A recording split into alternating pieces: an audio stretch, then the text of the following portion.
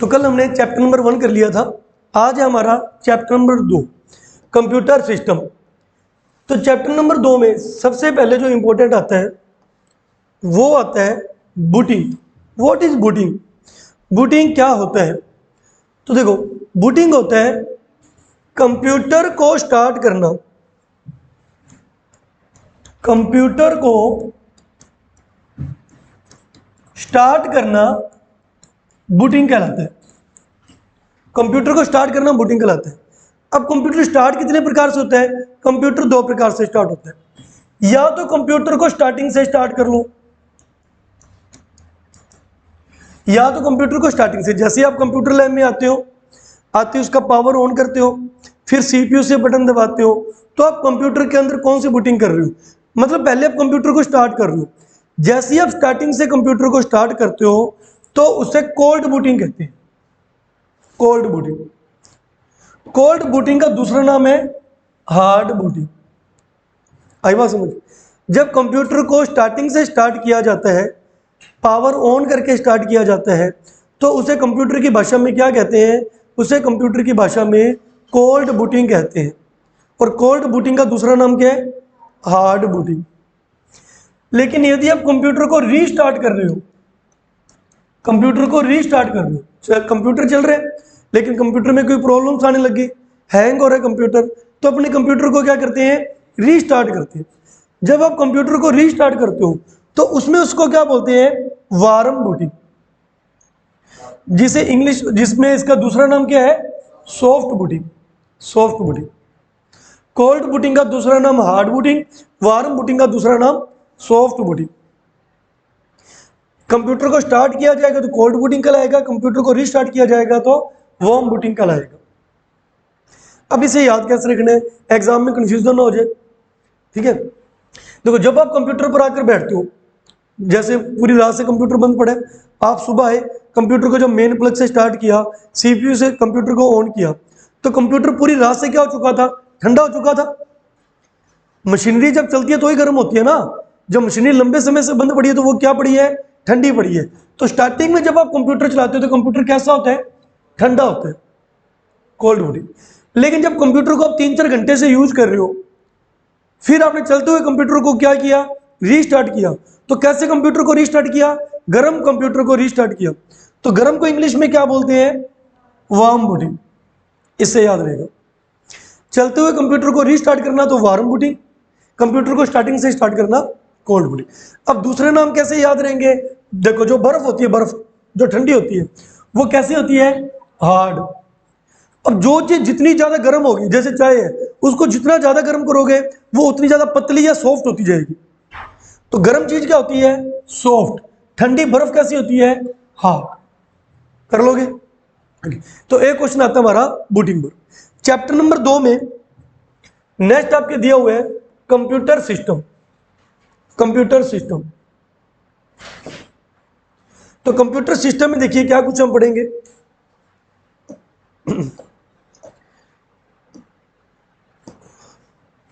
Computer system में input device, output devices, input और output devices. हालांकि जो कंप्यूटर का सिस्टम होता है उसके अंदर सीपीयू भी होता है, मेमोरी भी होती है, सब होता है। लेकिन हमारे चैप्टर नंबर 2 में क्या कुछ दिया हुआ है? Input, output, input plus output, ये 3 चीजें पढ़ेंगे। इसके अलावा पेरिफेरल डिवाइस, ये एक शब्द है, ये एक शब्द है। पेरिफेरल डिवाइस किसे कहते हैं? तो इसका आंसर रहेगा कंप्यूटर के साथ जो बाहर से वस्तुएं जोड़ी जाती हैं उन्हें क्या कहते हैं? पेरिफेरल डिवाइसेस कहते हैं। कंप्यूटर के साथ जो बाहर से चीजें जोड़ी जाती हैं, देखिए, एक तो हमारा सीपीयू होता है, सीपीयू के अंदर मदरबोर्ड लगा होता है। सीपीयू के अंदर क्या लगा होता है? मदरबोर्ड। जब आप कंप्यूटर पे बैठते हो तो नीचे कैबिनेट पड़ा ना सीपीयू, उसके अंदर एक मदरबोर्ड होता है, उसके अंदर कई प्रकार की चिप्पें लगी हैं, बहुत कुछ लगा होता है। तो उसके अंदर जो लगा है वो पेरिफेरल डिवाइस नहीं है। लेकिन सीपीयू के साथ जो आप बाहर से तारें जोड़ते हो, बाहर से तार किसकी जोड़ते हो? कीबोर्ड की, माउस, स्कैनर, प्रिंटर, म्यूजिक के लिए स्पीकर, ये सब चीजें हम सीपीयू के साथ बाहर से अटैच करते हैं। तो जो भी डिवाइसेस कंप्यूटर के साथ बाहर से अटैच होती हैं उन्हें क्या बोलते हैं, पेरिफेरल डिवाइसेस बोलते हैं। ठीक है, अब अपने मेन ये पढ़ते हैं कंप्यूटर सिस्टम किससे मिलकर बना होता है, इनपुट डिवाइसेस या आउटपुट डिवाइसेस या इनपुट और आउटपुट डिवाइसेस। सबसे पहले पढ़ते हैं इनपुट डिवाइसेस। पहले तीनों की डेफिनेशन देख लो। इनपुट डिवाइसेस वो डिवाइसेस होती हैं जिसकी सहायता से हम कंप्यूटर को कुछ समझाते हैं। हम कंप्यूटर को जिसकी सहायता से समझा रहे हैं वो डिवाइसेस क्या होंगी, इनपुट डिवाइसेस। लेकिन कंप्यूटर हमें जिस के जरिए समझा रहा है, जिस डिवाइस के जरिए कंप्यूटर हमें समझा रहा है वो डिवाइस कैसी होगी, आउटपुट डिवाइसेस। जैसे मैंने कंप्यूटर को कोई डेटा देना है, किसकी सहायता से दूंगा, कीबोर्ड या माउस। कीबोर्ड के जरिए कीबोर्ड दबाऊंगा तो डेटा कंप्यूटर के पास जा रहा है, ना कि वो डेटा मेरे पास आ रहा है। माउस का क्लिक करूंगा तो भी डेटा कंप्यूटर के पास जा रहा है। एक स्कैनर होता है जिसमें फोटो स्कैन करके, पेज स्कैन करके कंप्यूटर को भेजा जाता है। एक बीसीआर होता है, बार कोड रीडर। ये हम सारे पढ़ेंगे एक एक करके। तो जिसकी सहायता से, जिन डिवाइसेस की सहायता से हम कंप्यूटर को समझा रहे हैं, हम कंप्यूटर को डेटा दे रहे हैं, कंप्यूटर को डेटा दे रहे हैं, उन्हें क्या बोलते हैं, इनपुट डिवाइसेस। लेकिन कंप्यूटर जिनके जरिए हमें समझाता है, अब मान लो मैंने कंप्यूटर में कुछ भी टाइप किया तो कंप्यूटर मेरे को किसकी सहायता से समझाएगा, मॉनिटर की सहायता से। प्रिंटर से पन्ना निकल के बाहर आता है तो प्रिंटर मेरे को पेज दे रहा है निकाल के, तो कंप्यूटर मेरे को जो चीजें दे रहा है वो कौन सी डिवाइसेस होती हैं, आउटपुट डिवाइसेस। मैंने कंप्यूटर को कुछ दिया तो इनपुट, और कंप्यूटर ने जिस डिवाइस की सहायता से मेरे को दिया तो आउटपुट। लेकिन कुछ डिवाइस ऐसी भी होती है जो इनपुट और आउटपुट दोनों काम करती है। जैसे ये टच वाला बोर्ड, मैं इसको किससे समझा रहा हूँ, इनपुट यहीं से दे रहा हूँ और ये मेरे को आउटपुट भी इसी स्क्रीन पर दे रहे हैं। आपके टच मोबाइल किसके अंदर आती है, इनपुट प्लस आउटपुट। लेकिन याद करो वो दूसरे वाले जो टच वो थे कीपैड वाले फोन, नोकिया 1100, उसमें इनपुट तो नीचे बटनों से देते थे और आउटपुट ऊपर स्क्रीन पर आता था।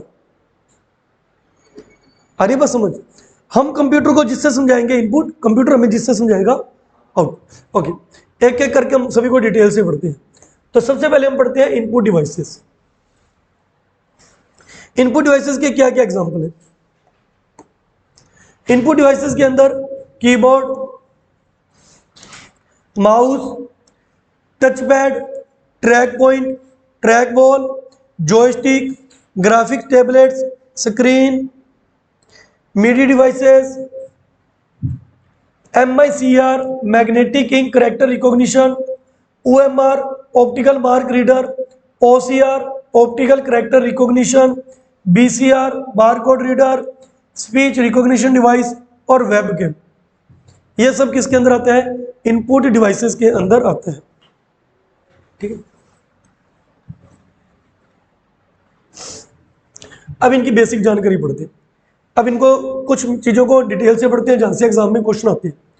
सबसे पहले बात करते हैं कीबोर्ड की। सबसे पहले बात करते हैं कीबोर्ड की। जैसे ये अपना कीबोर्ड है, कंप्यूटर की सबसे जो इंपॉर्टेंट इनपुट डिवाइस है वो होती है कीबोर्ड और माउस, सबसे इंपॉर्टेंट इनपुट डिवाइस। ठीक है, कीबोर्ड में देखो ये जो अपनी पैड है, ये जो पैड है इसे कहते हैं अल्फाबेटिकल पैड। क्या कहते हैं, अल्फाबेटिकल पैड, क्योंकि इसमें अल्फाबेट लिखे होते हैं, टाइपिंग ऐसे करते हो। यहाँ पे नंबर्स लिखे हुए हैं 1 2 3 4 7 8 9, इसे कहते हैं न्यूमेरिक कीपैड। क्या कहते हैं, न्यूमेरिकल कीपैड। यहाँ पे फंक्शन कीज होती है F1 से F12, इसे कौन सी कीज कहते हैं, फंक्शन कीज। ये क्वेश्चन आता है एग्जाम में कि फंक्शन कीज कितनी होती है, तो आपका आंसर क्या आएगा, 12। ये कीबोर्ड में बिल्कुल ऊपर ऊपर होती है। ये फंक्शन कीज है, ये अल्फा न्यूमेरिकल कीज है, ये न्यूमेरिकल कीज है। समझ आई। और देखिए इसके अलावा यहां से क्वेश्चन आता है, एक बटन है ये कैप्स लॉक, एक होता है यहां पे नम लॉक, इस क्लियर कम है थोड़ा। और एक है स्क्रॉल लॉक। अब कीबोर्ड में देखना यहाँ पे 3 बटन होंगे, कैप्स लॉक, स्क्रॉल लॉक और नम लॉक। इन बटनों को दबा के देखना। अगर आप कैप्स लॉक को दबाओगे तो ये वाली बत्ती यहाँ पे ग्रीन हो जाएगी, फिर दबाओगे तो वो बत्ती क्या हो जाएगी, बंद हो जाएगी। नम लॉक को दबाओगे तो ये ऑन हो जाएगी, फिर दबाओगे तो ऑफ हो जाएगी। स्क्रॉल लॉक को दबाओगे तो ये ऑन हो जाएगी, फिर दबाओगे तो ऑफ हो जाएगी। इन 3 बटनों को, कैप्स, नम और स्क्रॉल लॉक, इन 3 बटनों को हम कहते हैं टॉगल कीज। क्या कहते हैं, टॉगल कीज। ये वो कीज है जिन्हें हम ऑन या ऑफ कर सकते हैं। कंप्यूटर में टॉगल कीज किसे, कीबोर्ड में टॉगल कीज किसे कहा जाता है, कीबोर्ड में टॉगल कीज उन्हें कहा जाता है जिन्हें हम ऑन या ऑफ कर सकते हैं। ये कीबोर्ड में कितने प्रकार की होती हैं, 3 प्रकार की, caps lock, num lock, scroll lock. जिनमें स्क्रॉल लॉक का आजकल कोई काम नहीं है, ये वेस्टेज है। ये पहले पेज को स्क्रॉल करने के लिए काम आती थी जब माउस का आविष्कार नहीं हुआ था, लेकिन आजकल इसका कोई काम नहीं है। काम की कितनी है, सिर्फ 2, कैप्स लॉक और नम लॉक। अगर आप कैप्स लॉक को ऑन कर दोगे, ये बत्ती ऑन कर दोगे, तो आप जो भी टाइप करोगे वो कैसा होगा, बड़े अक्षरों में, कैपिटल लेटर्स में। अगर इसको बंद कर दोगे तो सब कैसे टाइप होगा, स्मॉल लेटर्स में। अगर आप ABC दबाओगे तो छोटे लेटर में होगी, कैप्स लॉक ऑन होगा तो बड़े लेटर्स में। ऐसे नम लॉक है। अगर नम लॉक ऑन होगी तो ये बटन काम करेंगे, आप 1 दबाओगे तो 1 आएगा, 5 दबाओगे तो 5 आएगा। लेकिन अगर ये नम लॉक ऑफ होगी तो ये बटन काम तो करेंगे, लेकिन ये 1 2 3 नहीं लिखेंगे। ये किसका काम करेंगे, जैसे यहाँ पे लिखा हुआ है एंड, END, यहाँ पे लिखा हुआ है पेज डाउन, यहाँ पे लिखा है पेज अप, ठीक है। तो ये चीजें यहाँ पे लिखा है होम, ठीक है। ये सारे बटन यहाँ पर भी है, होम का बटन यहाँ पर है, बटन यहाँ पर है, पेज अप, पेज के, ये इनका काम करेंगे, इन बटन्स का काम करेंगे। फिर चाहे इनको दबा लो या इनको दबा लो, एक ही बात है। जैसे आप इसको दबाओगे, यहाँ पे होम लिखा है, अब होम पेज पर आ जाओगे, एंड को दबाओगे तो लास्ट पेज पर आ जाओगे, पेज अप करोगे तो पेज ऊपर जाएगा, पेज डाउन करोगे तो पेज। ये लेकिन 7 8 9 नहीं दबाएंगे, नंबर्स का काम नहीं करेंगे, क्योंकि आपने नम लॉक क्या की हुई है, ऑफ की हुई है, बंद की हुई है, ठीक है। जब आप लैब में बैठते हो तो इसको यूज करके दिखा करो। तो इन्हें क्या कहते हैं, टॉगल कीज। टॉगल कीज कितनी होती हैं, 3 होती हैं, नम लॉक, स्क्रॉल लॉक और caps lock. Caps lock on होगी तो बटन सब कुछ बड़े लेटरों में आएगा, नहीं तो छोटे में। नम लॉक ऑन होगी तो ये सब कुछ काम करेगा, नहीं तो ये कुछ और ही काम करेगा, पेज अप डाउन करने लग जाएगा। और देखिए कीबोर्ड में और क्या क्वेश्चन बनते हैं, यहाँ पे 3 बटन है, शिफ्ट, आल्ट और कंट्रोल। शिफ्ट, आल्ट और कंट्रोल, शिफ्ट, आल्ट और कंट्रोल। इसका क्या काम है, ये बटन अकेले कोई काम नहीं करते, इनको दबाते रहो ये कुछ काम नहीं करेंगे, इनको किसी ना किसी के साथ यूज किया जाता है। जैसे कॉपी करना है, कॉपी करने की आपको शॉर्टकट क्या बताइए सर ने, Ctrl+C, तो आपको वो किसके साथ दबानी पड़ती है, कंट्रोल के साथ। कट करने के लिए Ctrl+X, प्रिंट निकालने के लिए Ctrl+P, कंप्यूटर को रीस्टार्ट करना हो तो Alt Shift और डिलीट, Alt Shift और डिलीट। आपने कैप्स लॉक बंद की हुई है, कैप्स लॉक क्या की हुई है, बंद की है, तो ये सब कुछ किस में आएगा, स्मॉल लेटर्स में। लेकिन आप चाहते हो कि मैंने एक आधा अक्षर बड़ा लिखना है, जैसे मैंने अपने नाम का पहला अक्षर बड़ा लिखना है, तो क्या दबा लूं, शिफ्ट दबा के K दबा दूं, तो लेटर क्या आएगा, बड़ा आएगा। तो मतलब इन 3 बटनों को किसी ना किसी के साथ यूज किया जाता, अकेलों को इनका यूज नहीं किया जाता है। 2 तरफ होती हैं, इस साइड भी है और इस साइड भी है, शिफ्ट, कंट्रोल, आल्ट। क्योंकि जब टाइपिंग कर रहे होते हैं तो मेरी दिक्कत ना आए, तो ये दोनों तरफ होती है। तो ये किसी के साथ यूज की जाती है, इसलिए इनको क्या बोलते हैं, कॉम्बिनेशन कीज। क्या बोला जाता है, कॉम्बिनेशन कीज। तो कॉम्बिनेशन कीज कितने प्रकार की होती है, 3 प्रकार की, shift, alt, control, shift, alt, control. Toggle keys भी कितनी होती है, 3 प्रकार की, कौन कौन सी, कैप्स लॉक, स्क्रॉल लॉक और num lock. Next question, keyboard में सबसे बड़ा बटन कौन सा होता है? स्पेस। सबसे बड़ा बटन स्पेस होता है और इस पर कुछ भी नहीं लिखा होता। ये या तो स्पेस देने के काम आता है, लेकिन अगर आप कोई मूवी वीडियो वगैरह देख रहे हो, कोई सॉन्ग सुन रहे हो, ठीक है, उसे रोकने के काम आता है। आप फिल्म देख रहे हो, फिल्म रोकनी है, इसको दबा दो, पॉज हो जाएगी, फिर इसको दबा दो, वो प्ले हो जाएगी। कोई गेम खेल रहे हो, गेम को रोकना है तो स्पेस का बटन दबा दो, चलाना है फिर दबा दो। यानी ये और किस काम आता है? ये गेम्स वगैरह को पॉज या स्टार्ट करने के काम भी आता है। ठीक है, समझ आ गया? ओके, तो ये क्वेश्चन कहां से बनते हैं? हमारे कीबोर्ड से। इसमें लगभग 104 से 120 बटन होते हैं।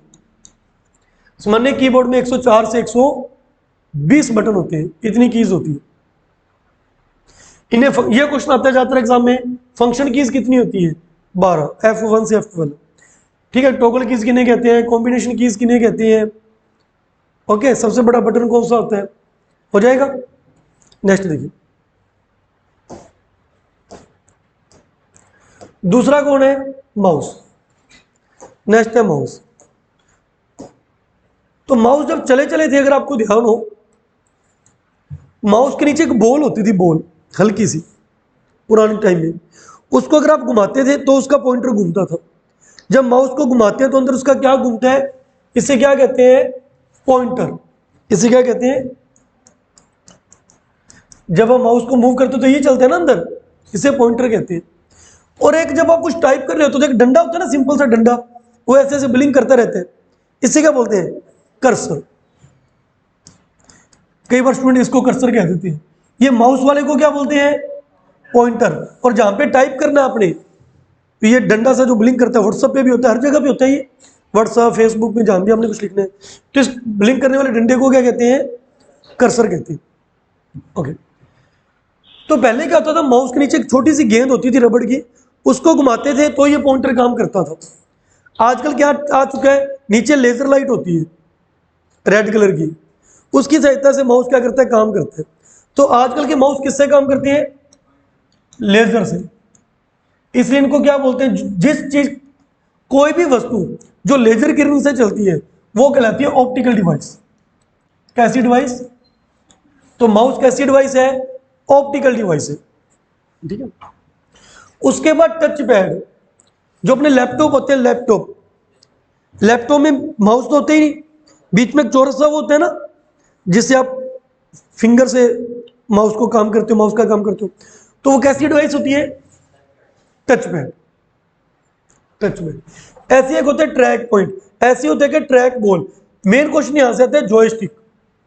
जॉयस्टिक, मॉल्स वगैरह में गए हो या फिल्मों में देखा हो कि कैसे बड़े बड़े मॉल्स के अंदर बच्चे बैठे हैं, ऐसे कोई हैंडल सा पकड़ा हुआ है, सामने स्क्रीन पे वो गोलियां चल रही हैं, ठीक है, उसको दबा के ऐसे गोलियां चला रहे हैं, गाड़ी की रेस दे रहे हैं, है ना, तो वो हैंडल को क्या बोलते हैं? जॉयस्टिक। ये भी कैसी डिवाइस है? इनपुट डिवाइस है। एग्जाम में क्वेश्चन आता है, उस इनपुट डिवाइस का नाम बताइए जो खेलने में यूज होती है। तो आंसर क्या आएगा? जो गेम में यूज की जाती है, जो गेम्स के अंदर यूज की जाती है, जॉयस्टिक। ग्राफिक्स टेबलेट, आपने देखा होगा कुछ टीचर होते हैं जो जैसे एक स्क्रीन पे पढ़ा रहे हैं और लिखा सामने जा रहा है, मैं बैठ के पढ़ाता हूँ, चीज स्लेट पे रहा हूं और उसकी राइटिंग यहां पर आ रही है। आजकल ऑनलाइन टीचर्स भी ऐसे पढ़ाते हैं।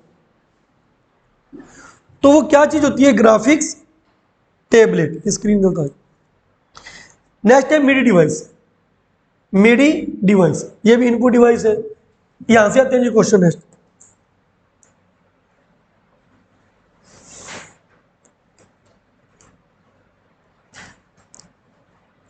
MICR, OMR, OCR और BCR, ये चारों डिवाइसेस भी कैसी हैं? इनपुट डिवाइसेस हैं। सबसे पहले तो इनकी फुल फॉर्म, MICR की full form magnetic ink character recognition, magnetic ink character recognition. OMR की optical mark reader, optical mark reader. OCR की optical character recognition, optical character recognition. BCR bar code reader, bar code reader. अब देखो चारों के पीछे रह है, दो में तो लिखा है रीडर और दो में लिखा है रिकॉग्निशन। अब यहां पे वो अपने को फंसा लेते हैं, क्या लेते हैं बताओ, MICR में आर का क्या मतलब है, ऑप्शन में रिकॉग्निशन भी दे देगा और रीडर भी दे देगा। तो देखो याद करने का तरीका क्या है, जिस आर से पहले सी का मतलब करेक्टर हो, सी का मतलब क्या हो, करेक्टर, करेक्टर के साथ हमेशा रिकॉग्निशन आते हैं, magnetic ink character recognition, optical character recognition. लेकिन यहां पे सी का मतलब करेक्टर नहीं है, यहां पे सी का मतलब क्या है, तो इनके साथ रीडर आएगा, bar code reader, optical mark reader. आई बात समझ, ये होगी इनकी फुल। अब ये काम पर आती है। सबसे पहले MICR, मान लो आप जयपुर के रहने वाले हो, आप गसिमपुर आए हुए हो, आपको आज 30-40-50 हज़ार की जरूरत पड़गी, पैसों की जरूरत पड़गी, आपका खाता चलता है जयपुर में SBI बैंक में, मान लो गसीपुर में SBI बैंक है ही नहीं, ठीक है, या है भी या नहीं है तो भी आपकी पेमेंट निकल जाएगी। आपने चेक भरा और आप गसीमपुर के बैंक में चले गए पेमेंट निकलवाने के लिए, तो क्या गसीमपुर वाला जो कैशियर है वो आपसे पूरी महाभारत पूछता है क्या, आपका बैंक कौन से बैंक का खाता है, ठीक है, कुछ पूछता है आपसे, कुछ नहीं पूछता, वो आपको पेमेंट दे देते हैं, क्योंकि आपके जो चेकबुक लेकर गए उसमें नीचे टोटल 16 डिजिट है चेक के नीचे, उसमें से एक 9 डिजिट है, 9 डिजिट है बीच में, इससे उसको सारा पता लग जाता है कि आपका खाता कौन से बैंक का है, कौन से शहर का है और कौन सी ब्रांच का है। ब्रांच का मतलब मान लो जयपुर में 4 SBI बैंक है, एक मानसरोवर में, एक सांगानेर में, एक कौन से कहां पे है। आपका खाता SBI बैंक जयपुर मानसरोवर में है, उसको सारी डिटेल पता लग जाएगी। कैसे, जो चेक के नीचे 9 अक्षर लिखे हुए हैं, चेक के नीचे जो 9 डिजिट लिखी हुई है, ठीक है, वो इसको एक मशीन में रखेगा, मशीन इसको पढ़ेगी, मशीन सब बता देगी इस भाई का खाता SBI बैंक में है, जयपुर वाले में, और जयपुर में भी कौन सा, मानसरोवर में। तो वो जिस राइटिंग के अंदर 9 डिजिट लिखे हैं, वो राइटिंग में वो कौन सी शाही यूज की गई है, चुंबकीय शाही। वो राइटिंग वो जो 9 लेटर लिखे हैं किस शाही से लिखे हैं, और उस चेक को जिस मशीन में रखेगा उस मशीन को क्या कहते हैं, MICR मशीन। मतलब ये चेक को पढ़ने के काम आती है, ये मशीन किसको पढ़ने के काम आती है, चेक को पढ़ने के काम आती है। और इस मशीन का नाम क्या है, magnetic ink character recognition. Next है ऑप्टिकल मार्क रीडर। अभी थोड़ी देर पहले मैंने बताया कि ऑप्टिकल शब्द कहां पे आता है, वो डिवाइस जिसके अंदर लेजर किरण का यूज होता है, जिसमें लेजर किरणों का यूज होता है, वो डिवाइस कैसी होती है, ऑप्टिकल डिवाइस होती है। मतलब इसके अंदर भी लेजर किरणों का यूज होता है। ये कहां काम आती है, आपका जो पेपर होते हैं, जैसे आपका RSCT का पेपर होगा, आपको एक शीट देंगे उम्र शीट भरने के लिए, आप उसमें गोले क्या करके आते हो, इस तरीके से गोलों को काला करके आते हो, है ना। अब कोई इंसान थोड़ी पड़ेगा इसको, वो इसको एक मशीन में रखेंगे, मशीन के अंदर से नीचे से किरणें निकलेंगी। मान लो ये 4 ऑप्शन है, 1 2 3 4, आपने इसका आंसर लगाया ऑप्शन नंबर 2। एक किरण यहां से गुजर गई, एक यहां से, एक यहां से, लेकिन एक किरण यहां से नहीं गुजर पाई। यही आंसर छुप जाएगा कि इस बच्चे का आंसर क्या है, सेकंड। इस क्वेश्चन का आंसर इसने क्या लगाया है, सेकंड। इसलिए कहते हैं कि उम्र सीट ढंग से भर के आया करो, कुछ ऐसे भराते हैं देखना फटाफट, इसका क्या फायदा, लेजर किरण क्रॉस कर देगी, वो आंसर छपेगा ही नहीं। और कुछ ऐसे भरते हैं कि शीट फट जाए बस, ना तो शीट को फाड़ना है ना उसको हल्के हाथ से, उसका मतलब पूरा भरना ऐसे करके हल्के हाथों से, ठीक है। तो ये कापियां ओमर शीट कौन सी मशीन चेक करती है, OMR। इसका नाम ही है ऑप्टिकल मार्क। मार्क का मतलब क्या होता है, और रीडर का मतलब पढ़ना। आपने जो निशान लगाए हैं वो निशानों को पढ़ने का काम करती है। तो एग्जाम में क्वेश्चन आता है, पेंसिल द्वारा लगाए गए निशानों को पढ़ने का काम कौन सी मशीन करती है? चेक को पढ़ने का काम कौन सी मशीन करती है? हम MICR। ठीक है, नेक्स्ट है OCR, optical character recognition. Optical character recognition, character का मतलब होता है अक्षर। नाम से स्पष्ट है ये किसको पढ़ती है? अक्षरों को। जैसे आपने कुछ हाथों से लिखा, आप चाहते हो कि ये टाइपिंग के हिसाब से चेंज हो जाए, आप मेरे को नोट्स लिख के दो हाथों से, अब मैं चाहता हूं कि वो किस में चेंज हो जाए? टाइपिंग में। जैसे मैंने उसको क्या किया है, टाइप किया, फिर क्लास में बच्चों को प्रिंट बांटूं कि अच्छा लगे, तो उसके लिए कौन सी डिवाइस होती है? OCR। ये किसको पढ़ती है? अक्षरों को पढ़ के उसको एज ए टाइपिंग में चेंज कर देती है। तो अक्षरों को पढ़ने वाली मशीन OCR, निशानों को पढ़ने वाली, चेक को पढ़ने वाली, कर लोगे। Next BCR, bar code reader. Bar code reader, अपने पास अपने मार्केट से कोई भी बुक लेकर आए, कोई भी सामान लेकर आए XYZ, उसके पीछे इस प्रकार की लाइनें बनी होती हैं, ऐसी लाइनें बनी होती हैं, इन्हें कहते हैं बार कोड्स। इन्हें क्या कहते हैं? बार कोड्स कहते हैं, बार कोड्स। ठीक है, इस बार कोड्स में कंपनी का पूरा जानकारी होती है कि ये किस कंपनी ने बनाई है, देना बुक देना, किस कंपनी ने बनाई है, इसका मेन सेंटर कहां पर है। ये देखो, ये लाइनें बनी हुई है, इन लाइनों को कहते हैं बार कोड्स। इसको अगर आप स्कैन करोगे, स्कैन करने से पता लग जाएगा इसकी कंपनी कौन सी है, कहां से बनकर आई है, क्या है, सब पता लग जाएगा। आप मार्केट में, सुपर मार्केट जाते हो, मॉल्स जाते हो, मॉल्स में आप देखते हो कि यहाँ पे लिखा हुआ है कि ये जींस 1500 की है, और लेकिन इसके ऊपर 50% डिस्काउंट है।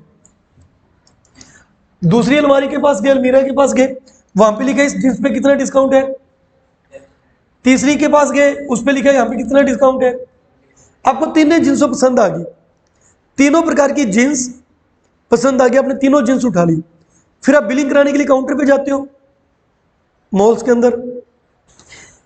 अब आपका बस चले, आप तो कहते हो कि तीनों ही 50% ऑफर वाली है। जो पेमेंट काट रहा है वो आपसे कुछ पूछता है? वो आपसे पूछते ही नहीं, वो एक गन से निकालता है, उस टैग पे ऊपर ऐसे चेक करता है, वो अपने आप बता देता है इस जींस पे 50% है, इस पे 10% और इस पे 20% डिस्काउंट है। वो उसने कैसे बताया? उसने उस बार कोड को क्या कर लिया? स्कैन कर लिया, और उस बार कोड के अंदर उसकी जानकारी दी हुई थी। आई बात समझ? ओके, तो उन बार कोड्स को वो जो पढ़ने वाली मशीन है, उस मशीन का नाम क्या है? Bar code reader. ये जो बुक के पीछे थे ये तो थे बार कोड्स, लेकिन इसको पढ़ने के लिए जो आपको मशीन चाहिए, उस मशीन का नाम क्या है? Bar code reader, BCR, bar code reader. ठीक है, ये बार कोड्स को पढ़ने वाली, ये करैक्टर को पढ़ने वाली, ये निशानों को पढ़ने वाली, और ये चेक को पढ़ने वाली। एक तो इनकी फुल फॉर्म याद कर लेना, एक इनका काम याद कर लेना, यहां से क्वेश्चन आ जाता है। स्पीच रिकॉग्निशन डिवाइस, वो गूगल वगैरह पे नहीं जाते, वो आजकल, पहले तो आप टाइप करते थे, आजकल उसमें भी आलस हो जाते हैं, वो साइड में ऐसे म्यूजिक सब वाला बना होता है, उसमें करते हो हेलो गूगल ये गाना चला दे, है ना। तो वो कैसी डिवाइस होगी? Speech recognition device. इससे भी आपकी आवाज उसके अंदर जा रही है, तो कैसी डिवाइस होगी? Input device. वेब कैम, जैसे लैपटॉप के आगे कैमरा लगा हुआ है, तो एक कैमरे से मेरी तस्वीर खींची जा रही है। आपके मोबाइलों में भी कैमरे होते हैं, कैसी डिवाइस है वो? इनपुट, क्योंकि आपकी फोटो उसके अंदर जा रही है, और जिस स्क्रीन पर दिख रही है वो स्क्रीन क्या होगी? आउटपुट। तो वेब कैम भी कैसा होता है? इनपुट डिवाइस होता है। अब मैं बोल रहा हूं, मैं इसके अंदर बोल रहा हूं, ये क्या है? माइक। ये माइक है, माइक भी कैसी डिवाइस है? इनपुट। ये मेरी आवाज ले रहे हैं, लेकिन घर जाकर जब आप इसको फोन पे सुनोगे या ईयरफोन लगाओगे, तो ईयरफोन क्या होंगे? क्योंकि आवाज बाहर आ रही है। तो जो स्पीकर होते हैं या जो ईयरफोन हेडफोन होते हैं, वो क्या होते हैं? आउटपुट होते हैं। अब मैरिज वगैरह में जाते हो, बड़े बड़े स्पीकर लगे हैं या बाल्टियां लगी होती हैं गाँवों में, वो क्या हो गए आउटपुट।